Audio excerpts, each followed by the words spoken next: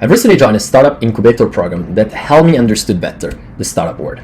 In this video, we're going to speak about two concepts which I wish I'd understood better before joining. Hey guys, hope you're doing good. In today's video, we're going to speak about two concepts which are fundamental to understand if you're trying to raise money. They're also very important to think about your startup ideas and your position about startups if you're planning to build one in the future. The two concepts are founder market fit and timing. Because I know I can be quite lengthy in my explanation, I suggest you to check the timestamps below to make sure that you can see the part that are most interesting for you and avoid the one that you don't have time for in case you're in a rush. So the first concept is that of founder market fit. The question that you can use to think of founder market fit is why me or why us if you're thinking about a team. So why is this concept so important? You need to think about startup as idea, but also and primarily about execution. In fact, the idea that you're going to start with is probably going to change over time as you're going to realize that things are different than you expect. Execution, therefore, is really the primary thing that will make your startup succeed. Consequently, the fact of being the right team to solve the problem that your startup aims to solve is fundamental. What does it mean being the right team? It means that you probably have unique perspective on the problem, you have the skills that need to be there to solve the problem, and you're motivated about going after that problem. How can you apply this concept of founder market fit in your daily life? In my opinion, you can apply it in three sort of different ways. The first one is using it to evaluate your career direction. The second is evaluating your role or even involvement in a project. Is it worthy, is it not worthy? And the third one is evaluating the partner that you're going to have in the project if you're sort of the driving force of the project. Let's start with the first one. So evaluating career direction. So let's make the case that you're at the early start of your career and you know that down the line you would like to build a company. The thing that I'm trying to do now is saying, okay, well, how can I make sure that I'm gonna create a unique perspective on a type of problem that then I will be able to solve with a startup? So if, for example, I'm interested in creating something in the space of education, let's make the case, then what are the type of experiences that I can start do now that in 4 or 5 years or 10 years or whatever, will give me a unique perspective into this area where I would like to find a solution. Secondly, so how can you use this concept of founder market fit to evaluate your involvement in a project? So the question that you can ask yourself here is, am I the right person to solve this project or to solve this problem? Or do I have a unique perspective? Do I bring anything unique in here? It might be that you are in a project that on paper seems fantastic, but you're just not the right person for it. And so there need to be a little bit of self-awareness and honest reflection about whether you are or you are not the right person to solve this yet. Thirdly is like evaluating partners that can help you go after a problem. So how can you do that? Fundamentally, what you can try to see is putting yourself in the shoes of the VC, whether you and those other person are the best team overall.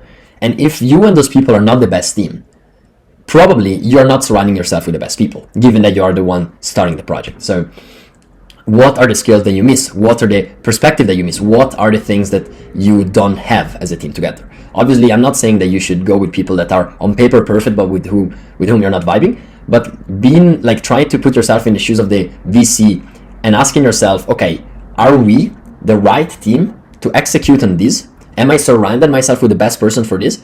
Is, in my opinion, a very valuable way to then eventually validate whether there is an actual long-term fit between you and the other person, or if it's just a sort of good vibe between you and him that is making you stay together.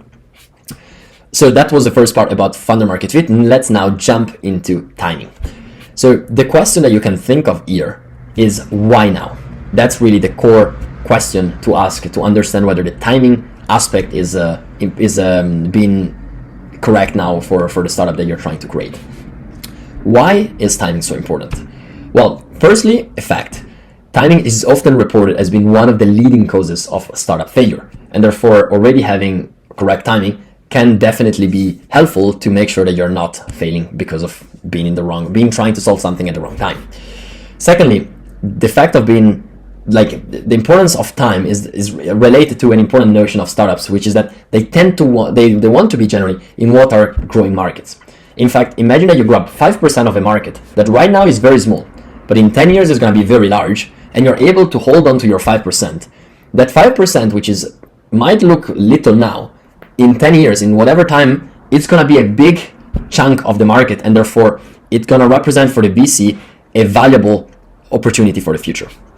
Imagine Bitcoin. If you create something that worked in Bitcoin in 2010, right after, a couple years after the Bitcoin white paper, and you say, okay, well, we're going to get 5% of the Bitcoin world. We don't know whether it's going to grow, but if it's going to grow, it might grow very big. And having 5% will grant us a lot of money and grant us a lot of an important market share. Well, that is an appealing cause for a VC that in fact can think of, okay, well, you know what, I'm going to invest in there because if this go well, there is an actual big opportunity behind. So how can you apply this concept to your idea? Well, the first thing that I suggest you do is check your idea against what are macro trends, and secondly, check it against what are micro trends. So what do I mean about macro trend, and how can you check your idea against those? So let's say that there is a platform shift, like AI right now. Is this platform shift enabling your startup problem to succeed? So let's make the case you're creating infrastructure for data storage, something I know nothing about. Well, probably because right now there is going to be this big question, okay, we are going to need to train all these AI. Databases are going to become more and more important. And therefore, if you're solving for something that tied to a platform shift that is an important one, like AI is likely to be, then you have an important, like you can basically validate that you're doing something that right now is the right time to do. If you were doing this 10 years ago, well, databases were important, but maybe they were not fundamental, and the few solutions that were there were probably enough because no one was looking at so many alternatives because there was not such a need.